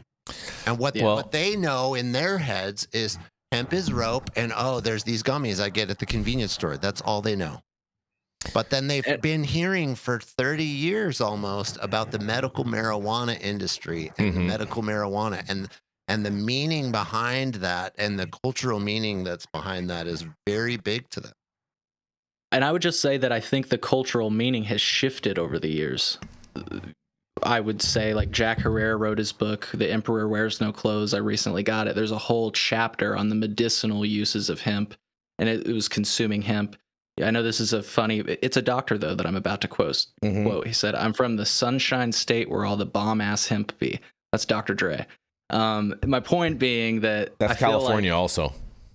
Yes, exactly. Okay. My point being that I still think Jesse has a strong point. I'm just saying that these words seem to have no meaning, and it's sort of a weak point. I want to move on to my actual point that I had prepared today. Oh boy, here we go. Which is that Terrence Cole, just a year ago, well, I don't mean to say exactly a year ago, I can maybe try to find the exact date, but about a year ago on LinkedIn made a surprise visit to the Virginia Cannabis Control Authority, which is where he used to work. And he said in a LinkedIn post, "Everybody knows my stance on marijuana after 30 years in law enforcement, so don't even ask. Hashtag just say no. Hashtag disorders. Hashtag not legal for distribution. Hashtag health issues. Hashtag thin blue line. Hashtag back the blue." Okay, hashtag not legal for distribution is accurate. It's technically not legal for distribution, but the points I'm trying to have us focus on, I see a lot of these cannabis stock pumper bros on Twitter, and they're like, Terrence Cole's our boy. And it's like, I don't know, a guy with a just say no, disorders, and health issues stance on cannabis. Well, do we think he's going to be our hero? For a hash hold and a hashtag, I think this guy is just business as usual. You don't come out of the DEA 22 years in service with the cultural mindset and perspective that was in that organization, and then come in and be a change agent. That's just very improbable. Well, this is the thing, Cole, is, in politics, sometimes politics, you find the strangest bedfellows. And so that, like you'd be surprised the alliances that can be made on, what I'm saying, within politics when people can with the right amount of money. Well, and not with the right amount of money, but also can find a general consensus on difficult talking points or different points of interest or contention, and what I'm saying, and can move beyond certain things. You know what I mean? And that's when you get to your horse trading on different issues. That's really why I brought it up, because I think his bedfellows are the folks at SAM who say a lot of similar things. Disorders, health issues, stuff like that. Very, very possible. Very possible, but ultimately, I think it's a win for the industry right now. I do know that there are some things that are being worked on in the background, so this may just be a smoke screen to. I'm sorry, what is the win in this? Yeah, what's the win? We don't want we don't want rescheduling, Yarrow. That's the win. We don't want rescheduling. We only want descheduling. Isn't the process by which they would examine taking it from a Schedule 1 to a Schedule 3 the same process that would allow for an examination of whether rescheduling or descheduling makes the most sense from a policy perspective? So not if they intentionally set if they intentionally set to just reschedule it, which has been what they've been saying. That has been the mantra.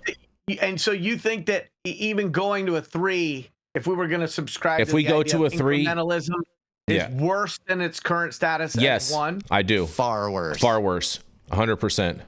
Yes, I totally do without a doubt, because right now we have a fairly open market in regulated states, and if it went to a Schedule 3, a majority of these retailers, these brands and whatnot would not be able to sell their product, because first of all, you have the Food, Drug, and Cosmetic Act, and no one is going to be able to have enough money to get their products through a full FDA screening in order to be able to have those as a shelf-ready product. Okay, so just for starters on that, so you basically every single product would be eliminated immediately under a Schedule 3 regime, because the DEA or the FDA also holds drug preclusion on THC as well as on CBD for Epidiolex, and the FDA regulates everything by the molecule, not by the substance. And so once you put all of these different conundrums into the whole pile, Yarrow, it's basically is the death to the industry and a big buyout of the MSOs by the pharmaceutical industry, and then everybody else is just left holding their bag. Jason, you don't see, I believe this was actually talked about by the Biden administration in the past, where it was like the plan was reschedule and then submit a new Cole memo, your favorite memorandum. No, the Cole memo doesn't do anything, never did anything, Cole. You do way more. You do way more for Coles than anybody else, you know what I mean, besides hot Coles. Jokes aside, though, that was the plan. That it was rescheduling, then a new Garland memo that was going to be the name of it. But that's what I'm saying. A memo doesn't do anything. You need to have a directive, Cole. A memo is just, hey guys, make sure that you brush your teeth in the morning. Okay, that's a memo, Cole. All right, whether or not you brush your teeth or not, there's no weight to that. I understand. You need to have a directive.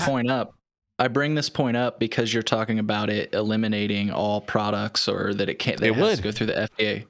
And not to mention, you're not going to have any social equity applicants that are going to be able to obtain a DEA license, which you would need to obtain in order to sell a Schedule III drug.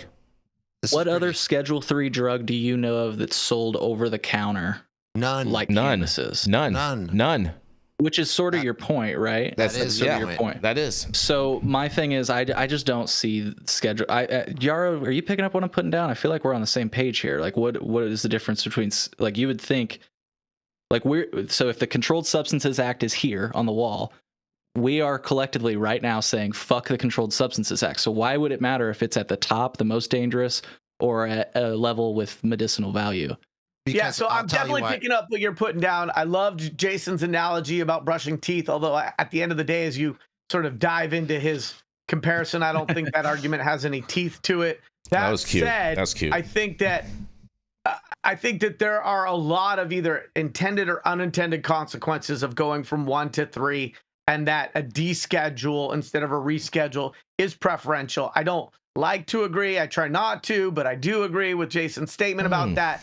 And my concern is that I still believe that rescheduling is probably better than the status quo, because at least it telegraphs an overt acknowledgement by the federal government that this shouldn't be in the same category as the other Schedule I drugs that are out there that are very, very dangerous or illicit.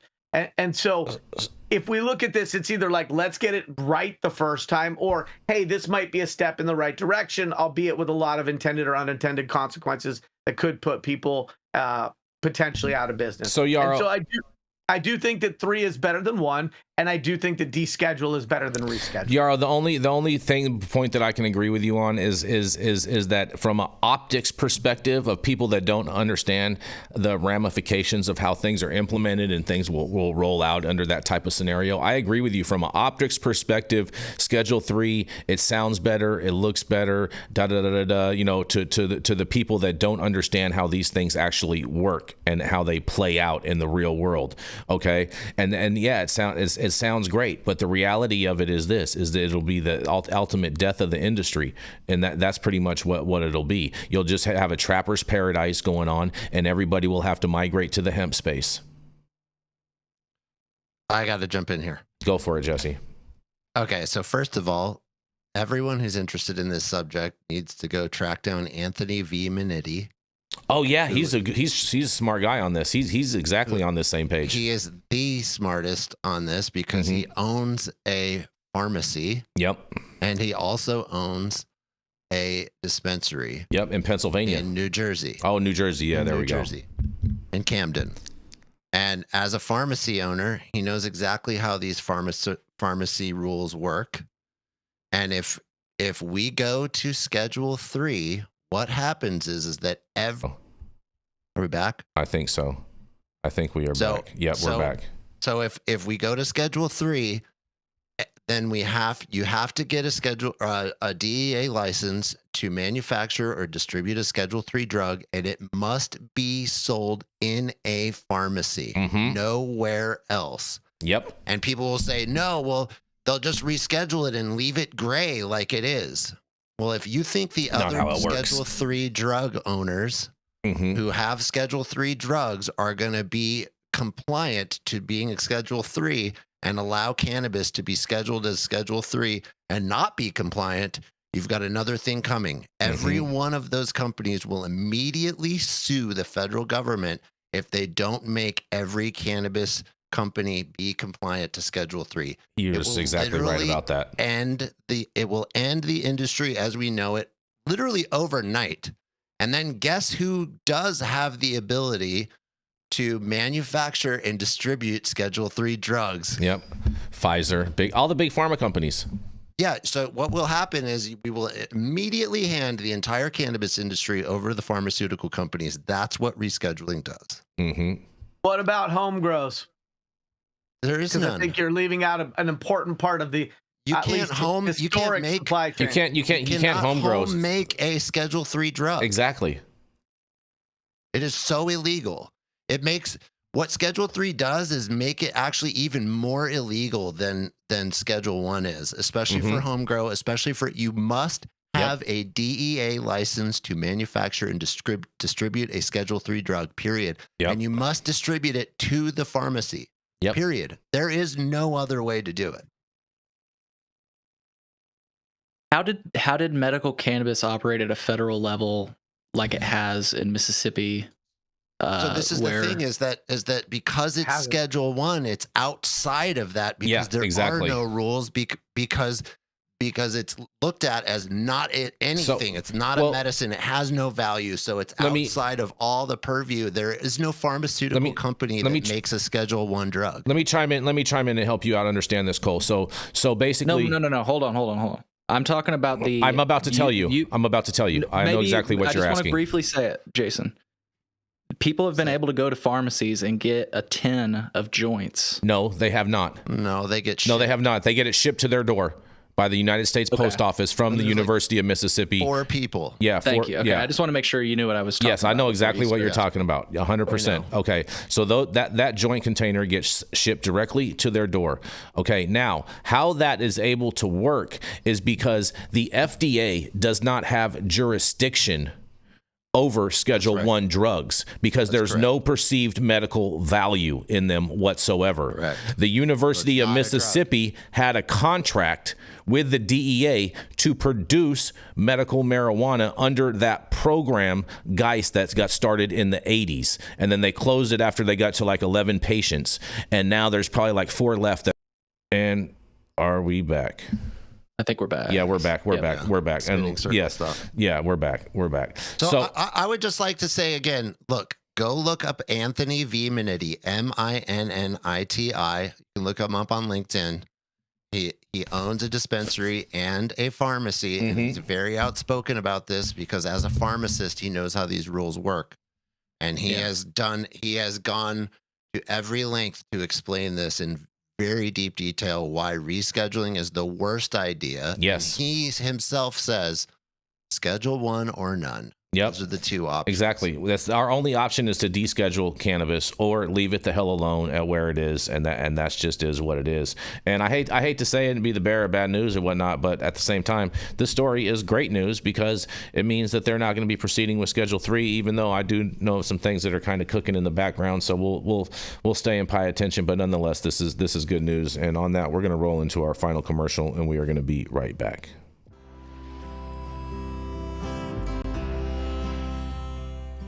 Oh man, your knees still bothering you, man? Yeah, I left one, and I'll tell you what, I've been using this new CBD cream, and it works like a miracle. CBDs? I done heard about them CBDs. I was out there on them Twitters the other day, and I heard they get you high as a kite. Well, not this stuff. This stuff is tested. Every batch, all the way through, pharmaceutical grade, and in a GMP certified facility. So you're not going to have to worry about flying high. GMP certified? I might have to try some of this out.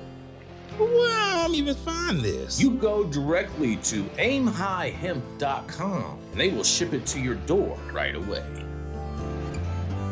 Tested. It's not a name, it's a promise. All right, Jenny Beth, you ready to introduce Jesse? Yeah. All right. Shout out West, founder of Barney Design Co., Gwen Barney's husband, Nick Bradley's favorite superhero, Jesse Barney.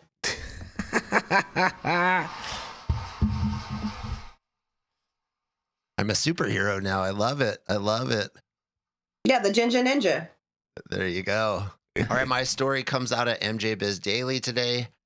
Cannabis retailers see sales surge with new shopping models. As the cannabis industry evolves and competition heats up, some retailers are reimagining the consumer shopping experience, and their efforts are translating into increased sales. Chicago-based marijuana multi-state operator Verano Holdings Corporation recently unveiled what it's calling bodega-style cannabis store in Phoenix. Verano's Zen Leaf Phoenix Cave Creek location, geez, you guys, come on, let's get better at naming, gives visitors the opportunity to browse and choose the cannabis items they want, just like they would at any other retailer, rather than stand at a counter and talk to a bud tender in order to peruse product. Customers can pick up a package, read the label, and see the product information, including the THC and CBD content and terpene profile. That's something they're less likely to do when they're standing in front of an employee at the counter, company officials believe. I think it makes it less intimidating because they're not walking up to a counter and having a conversation, said Robert Cohen, Verano's executive vice president of retail. They're walking through the store and talking to a cannabis advisor, he added. They're having an honest one-on-one conversation in an open and non-intimidating way. Customers have told Zen Leaf employees that they are discovering products they wouldn't otherwise find, and those who place orders online are adding items to their baskets once they see the full range of products available in person. When you allow people to wander or forage in a store, they will encounter things they ordinarily wouldn't, Cohen said. You can walk up to a cooler and buy a soda from us, which people are doing. Before, you weren't thinking about getting a soda when you walk up to a cannabis store counter. In states where it's permitted, some cannabis companies offer the elusive deli-style retail experience where consumers can see and smell flower before choosing to buy. Arizona, Missouri, Colorado, and Oregon allow this to some extent, with sniff jars offering the customer the opportunity to smell the aroma. In some stores, the flower is pulled from a larger jar and then weighed and packed for the customer rather than sold in prepackaged bags or jars. State rules mandate in California and New York.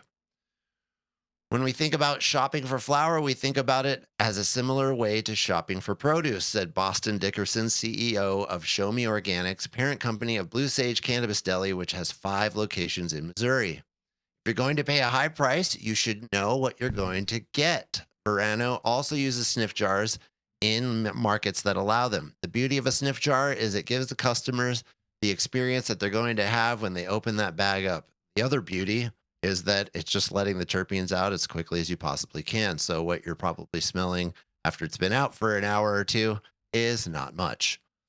But using sniff jars presents challenges. And while some customers fondly remember the days of deli-style shopping before adult use legalization, that may be a bygone era as the industry matures.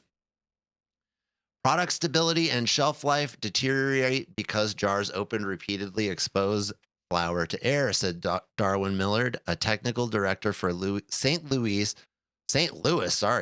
based compliance service, cannabis safety and quality, and the hygiene issues that come from a parade of people sticking their noses close to cannabis flower are even more worrisome.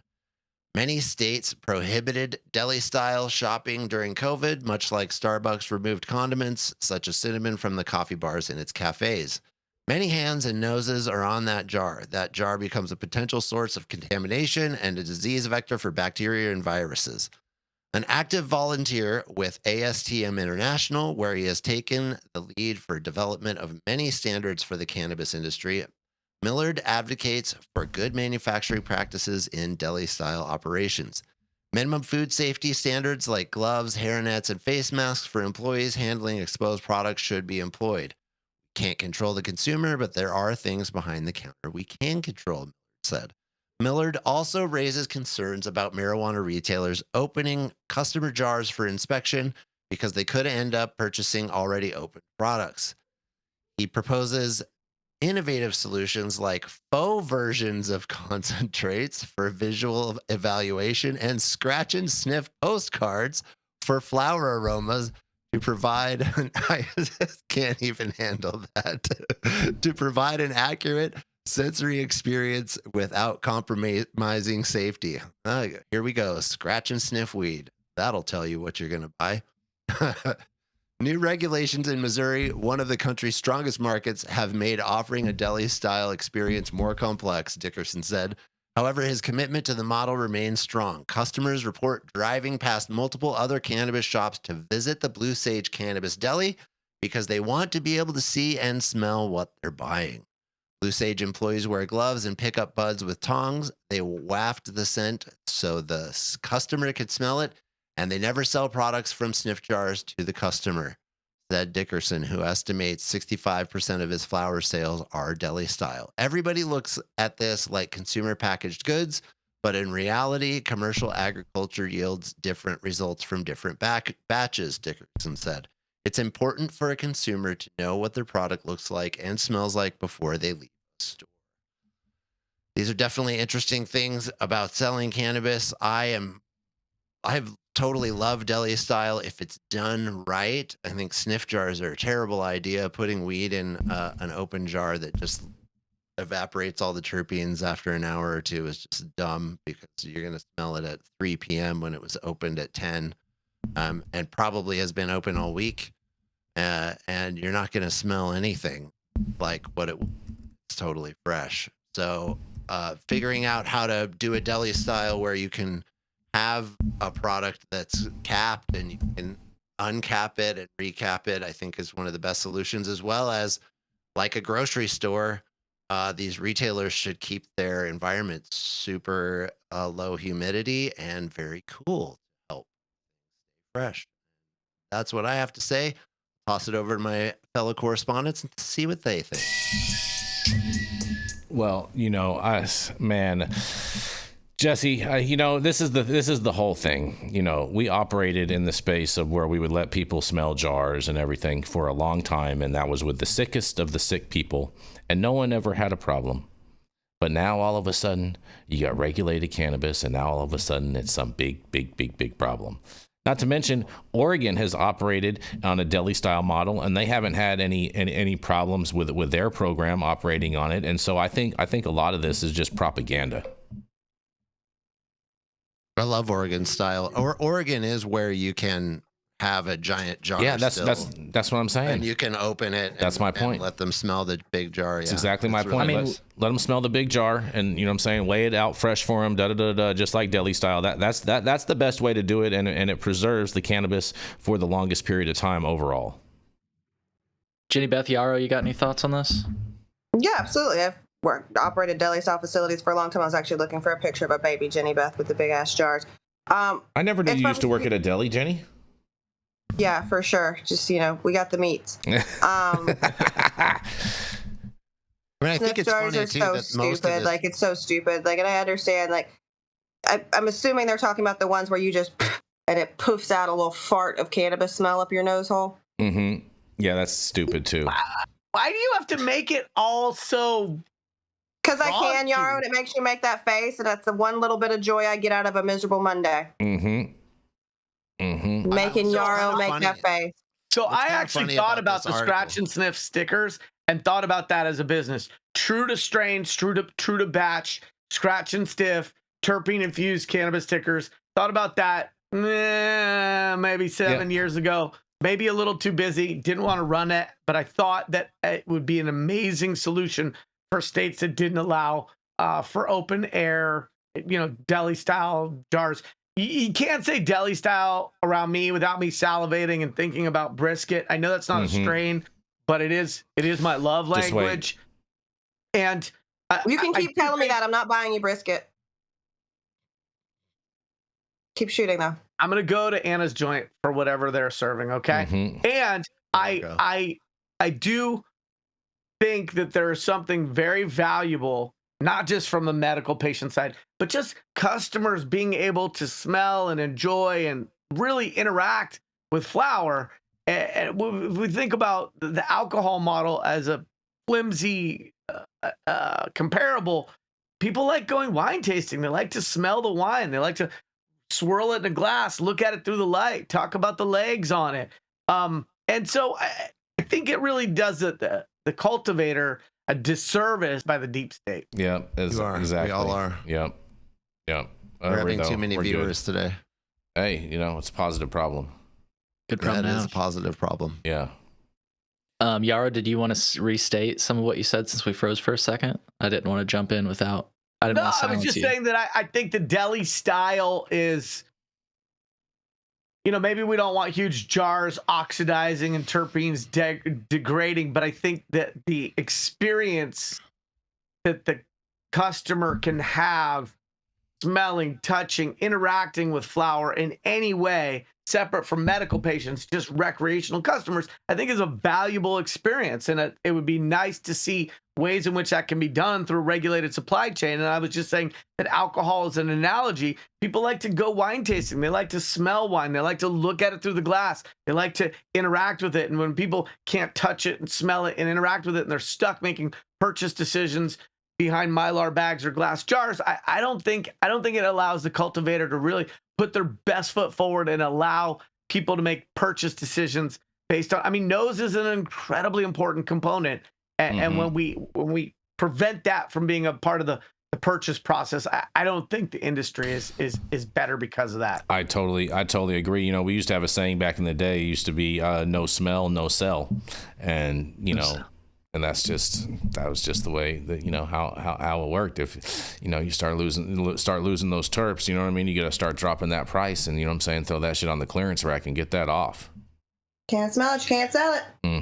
Yeah, I'll keep it short because I know we're running long. I think Millard said it best. You can't control the consumer, but there are things behind the counter you can control. I've gone into dispensaries where there's a guy that's sweating. He has his fucking head stuffed in a jar, and it's like, okay, I have literally walked out of dispensaries when I've seen things like that allowed because why? Because I can literally see this guy's sweat dripping into the jar, and I'm like, gross. That's not. Yeah, I'm not gonna do that. Breathing into the jar. Now, if I go in and you have a small, I don't want to call it a sniff jar like you're talking about, Jason, because it's not open all the time, but it's like a mason jar that's closed and it's representative of the batch, and you swap it throughout the week. And yes, you lose some, but let's remind ourselves this is deli style. And if you go to a deli, you can be handed a piece of cheese, you can be handed a piece of meat. And I think that there should be some equivalence there with cannabis. And I'll just lastly say that, the way that I buy a lot of my produce is through physical inspection, but a lot, by smelling. If I walk by the strawberries and I can smell them, I'm like, oh, today's the day I'm buying strawberries. So I think that cannabis should be sold like every other agricultural product. Sure, there's room for canned cannabis, just like there's room for canned green beans, but everybody knows fresh produce is the best.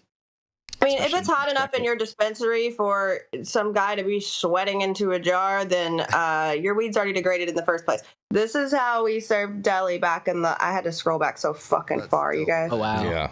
And it was fucking cool. It was fucking, I ran that shop. Again. It was super fun. No, we're good. I got to run. But that's just, Yarrow, you have an amazing day today, buddy.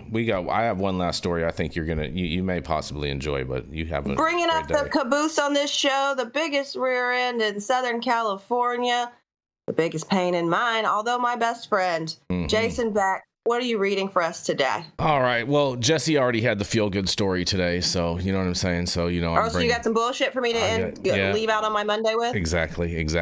Great. Because there's arrests in D.C. Parks spark a debate over marijuana enforcement on federal land. That's right. A series of arrests in 2 of D.C.'s most iconic neighborhoods has triggered frustration and, in some cases, confusion about how marijuana laws are enforced on federal land within the city. Well, it's federal property, you guys. There shouldn't be that much confusion. 4 people were arrested last Tuesday in DuPont Circle and Logan Circle, both federally managed parks overseen by the National Park Service, the NPS. According to the U.S. Park Police, the USPP, the arrests involved open containers of alcohol and the public consumption of marijuana. Social media quickly lit up with outrage after TikTok user Mia Flower posted a video from DuPont Circle showing plainclothes officers exiting an unmarked sedan and placing a man in handcuffs for allegedly smoking marijuana. In a quote, "These are the 3 cops, Park Police. I've never seen them here before in my life," Mia Flower said in the video, adding, "We literally live in 1984. In total, 3 people were arrested for possessing open alcohol containers, and 1 person was arrested for smoking marijuana in public, a violation of federal law, even in a city where marijuana possession is legal. D.C. resident Q Chang Tai witnessed one of the arrests and began recording on his cell phone. In a quote, he says, "And then all of a sudden, they came up behind this guy who was sitting in the circle. His back was towards them, and they began to search his items. As they searched him, everyone started paying attention and what was going on because it was so jarring, and they put him in handcuffs," Chang Tai said. U.S. Park Police gave 7 News this statement, and they said, "The United States Park Police officers made 4 arrests in Logan and DuPont circles. These people were arrested for possession of open containers of alcohol, and 1 was arrested for public consumption of marijuana. It was also later determined one of the people arrested had an active warrant for burglary. USPP officers are enforcing Executive Order 14252, making the District of Columbia safe and beautiful through proactive patrols addressing community concerns. In Washington, D.C., possession of marijuana up to 2 ounces is legal for adults 21 and older, and use of marijuana in public spaces is still illegal, and especially in federally maintained areas like DuPont and Logan circles. These parks, while located in the heart of D.C., fall under federal jurisdiction, meaning federal law overrides local regulations there. In 2003, there were 351 marijuana-related arrests in the district. 296 were for possession and 55 were for illegal sales. And data breaking down how many of those were for public consumption was not immediately available. But separately, the U.S. Park Police report that since March of 2025, they've made 468 arrests across Washington metropolitan area, including D.C., Maryland, and Virginia, under enforcement Executive Order 14252, signed by President Donald J. Trump. The order tasked the federal police with keeping the Capitol safe and beautiful through proactive patrols. And in a quote, they say, "Increased police presence is not necessarily a negative thing, but I think when you are targeting citizens that are really minding their own business and kind of just sitting there, I think that's really alarming," added Chang Tai. And the arrests have triggered debate across the city, while some residents say they support stricter enforcement of alcohol and drug use in public parks. Others question the use of plainclothes officers in unmarked cars and worry about the potential for over-policing in peaceful community spaces, you guys. Well, I have a whole host of things to say about this, and I can't wait to hear what you guys have to say about this as well. And first of all, you know, this is federal property, so you're subject to federal law. So I don't understand why these people are so triggered by this. I mean, you should know by being where you're at whether or not it's not that difficult to figure out what's federal land in D.C. and what is just city of D.C. So I find this a little amusing, and I'm gonna go as far as to say this is like just standing around in a circle smoking a joint, you know what I mean, while drinking open containers in a park is probably not the smartest thing to do, and that's probably the reason that they went and spotted you. This happened all the time in the 70s, 80s, 90s, and early 2000s to people all the time. It was a very common thing, and it seems like all of a sudden, ever since COVID, everybody has forgotten about that time and thinks we live in a whole new world. Are we paused again? No, we're good. If you go to West Yellowstone National Park, Glacier National Park, you go to Sequoia National Park, you got to worry about this. You're on federal land, so Golden Gate Park. Be careful. You know what I mean? Yeah. Over in San Francisco. If it's a national park, you have to be wary because you're on federal land, and you can still go to federal prison for exactly. Exactly. They enforce federal law there. It's just like this. The reason that they're so strict in casinos. Same thing. It's federal land right there. Yep. So if you live in DC and you're smoking weed and you don't understand that, they have words for that. And at the same time, if you're going to smoke weed in DC on these types of places, you know, do it by yourself walking around. As soon as you are standing around in a circle, you know what I'm saying, passing a joint around with everybody, that's you're already suspect at that point. You're already doing suspicious behavior.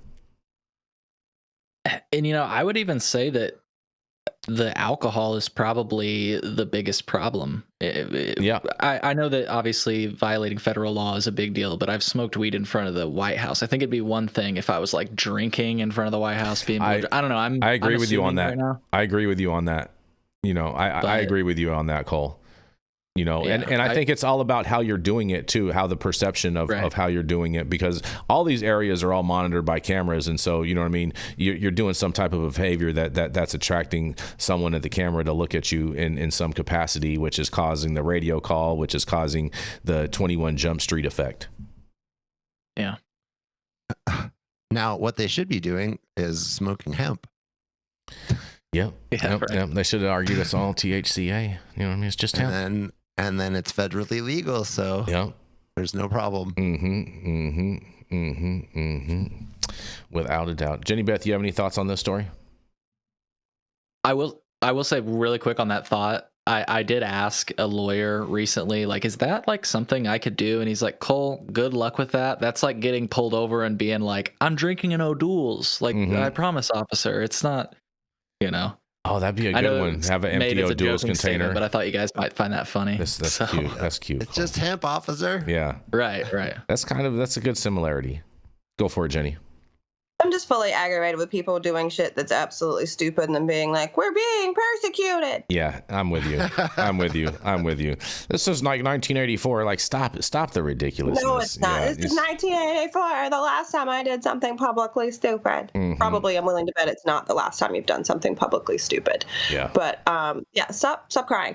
You knew better. Be aware of your surroundings. Like, you know, be aware. I know if I go to certain countries in Asia, I'm not about to fuck around and find out. You know why? Because I'm aware of my surroundings and I'm aware of how those actions can be punished. And I don't want to get beat with bamboo or whatever the fuck might happen to me.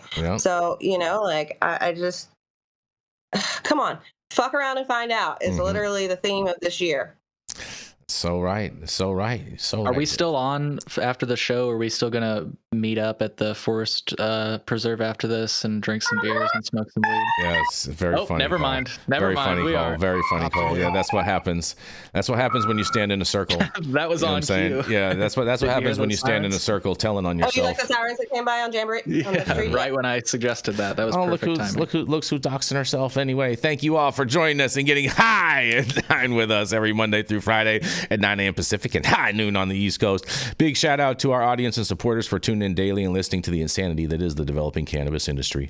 Huge thank you to Aim High Hemp Distribution, Tested, and Catalyst for helping us keep the lights on. And thank you to our correspondents for being absolutely amazing. And thank you again to all of our audience members. We hit over 100 people continuously throughout the room today, so we want to thank everybody again for joining in and helping the show grow. We really do appreciate it. And thank you to Cannabis Sativa L for giving us a reason to do this every day, and Cloud Media partners Elias and Kai somewhere in the metaverse. And thank you all for tuning in and getting high at 9 with us. We are America's #1 daily cannabis news show.